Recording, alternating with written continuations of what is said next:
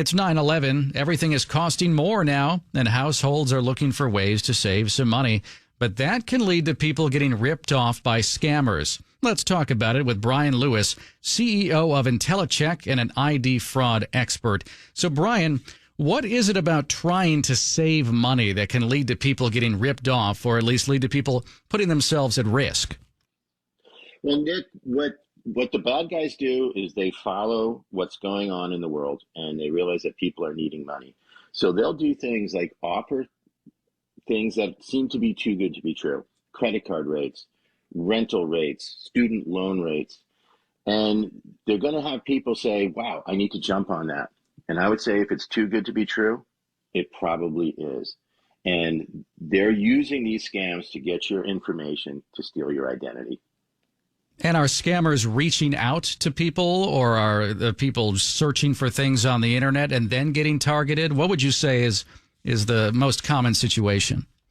Yeah, the two ways that they're going to steal your identity is either they go to the dark web, where it has been taken from data breaches, but the largest growing way that they're stealing your identity is they reach out to you. And they are very sophisticated in how they do this, and they make you think that they are the real bank or the real government agency or the credit card issuer. And they'll do things very subtle. Like, for example, we get hit all the time trying to get our information at Intellicheck.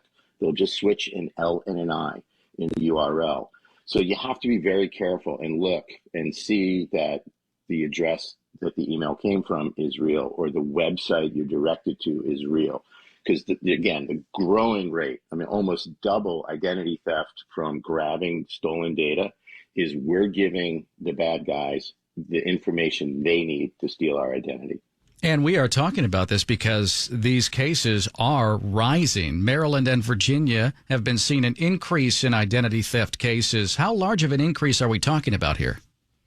I think it's interesting almost to talk post-pandemic and pre-pandemic. In Maryland, it's up 188%. In Virginia, it's up 194%. And that's just what's reported to the FTC. So the numbers are actually much higher because I believe the vast majority of people don't end up reporting it. So just to conclude here, general advice, what would you say to people to help prevent things like this from happening and help prevent people from putting themselves at risk? A couple of things. Again, look for that lockbox on the URL when you're on a website. It means it's secure. Check the email address and really look at it very carefully to make sure it's accurate.